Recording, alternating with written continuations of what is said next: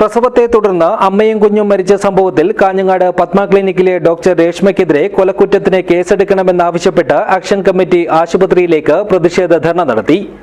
MLA CH Kunhambu ധർണ ഉദ്ഘാടനം ചെയ്തു.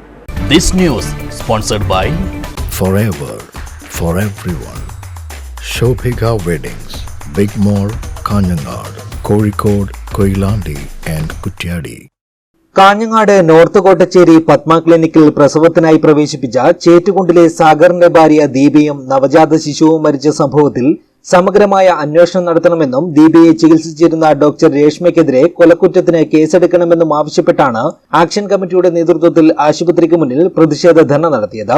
CH Kunhambu MLA dharna സമരം ഉദ്ഘാടനം ചെയ്തു. ദീപയും കുഞ്ഞും മരിക്കാനുള്ള പ്രധാന കാരണം ഡോക്ടറുടെ അശ്രദ്ധയും അനാസ്ഥയുമാണെന്ന് MLA പറഞ്ഞു. ഇവിടെ സംഭവിച്ചത് ദീപയെ പരിശോധിച്ചുകൊണ്ടിരിക്കുന്ന ഡോക്ടറെ അഡ്മിറ്റ് ചെയ്തു. പ്രസവം കഴിഞ്ഞപ്പോൾ കുട്ടി മരിച്ചു എന്ന വിവരം പറയുന്നില്ല. ഒരുപക്ഷെ സിസേറിയൻ വേണ്ടി വന്നത് സിസേറിയൻ ആണെങ്കിലും ഒരു കുഴപ്പമില്ല, കാരണം സിസേറിയൻ നടത്തുന്നത് സ്വാഭാവികമാണ്.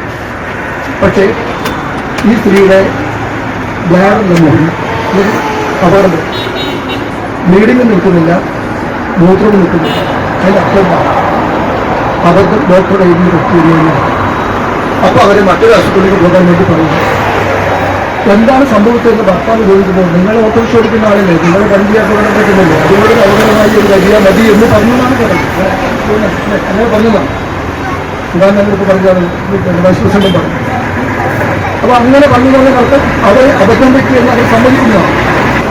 33 വയസ്സായ ദീപയും നവജാത ശിശുവും 2 പേരും മരിക്കും, അഥവാ ഈ ആശുപത്രി അവർ കൊല്ലുന്നു. ഇത് ഡോക്ടറുടെ അനാസ്ഥ കൊണ്ടും ഡോക്ടറുടെ അശ്രദ്ധ കൊണ്ടുമാണ് എന്നാണ് ഞങ്ങൾ കരുതുന്നത്.